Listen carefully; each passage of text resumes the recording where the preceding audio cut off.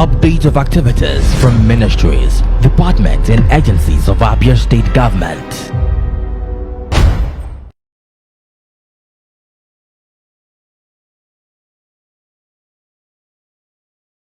We met less than 10 healthy buckets, so to say, in both ABIA and ABIA. Some of the buckets we met were not even strong enough to be moved because the process of bucket involved, that's the public bucket, involves a specialized truck comes to lift up the bucket and goes and disposes the waste and returns it. So if you have a bucket that the truck cannot lift up without its scattering, it's just so to say, cosmetic bucket, not doing anything. So we set about changing these buckets, and last year we deployed about 40 buckets in ABIA and ABIA. This year alone, we have also deployed additional 65 buckets. We are still in that process. We know from what we can see that ABIA needs nothing less than 200 buckets because ABIA is large and most of ABIA is markets. What we met on ground was just one compactor and one roll-off in ABIA.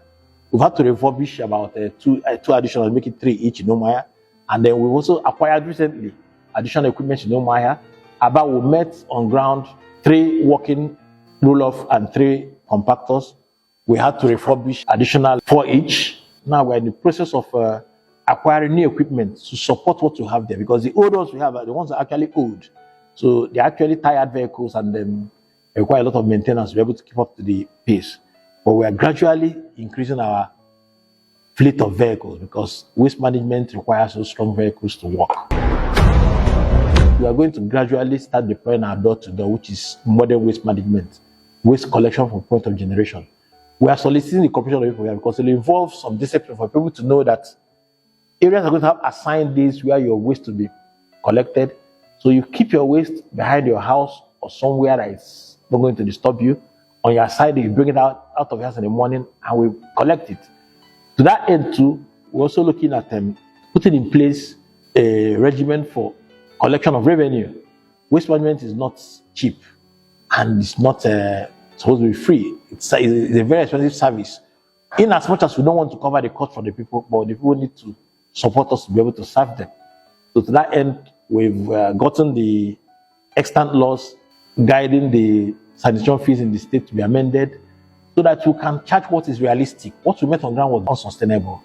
So we're going to commence intensive enlightenment and public dissemination to inform the people about the new fees. And I tell you, those fees are very, very realistic.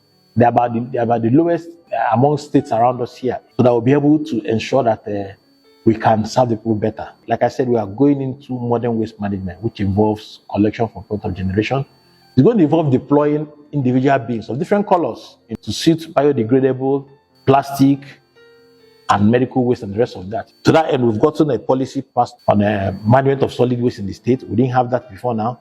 We also enacted a policy on scrap metal. We didn't have that before now. We're also working on a policy on medical waste. We didn't have that before now. Let me stress that all the things we are doing are in line with what is expected of a modern state at this point in time in the 21st century. We didn't have all this before. We're now doing this. In fact, we're playing catch up, but I would say we're doing that fast. ABIA is for all of us. If ABIA is good, it's good for us all.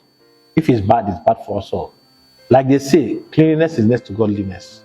We can't be God's own state and we'll be dirty. So pick on ABIA, join ASEPA, and support ASEPA to serve you better. We want to move. Yes, we've left our position before as the dirtiest state, but we are aiming to be one of the cleanest states within the next 2 years maximum. So ABIA, it's a collective effort.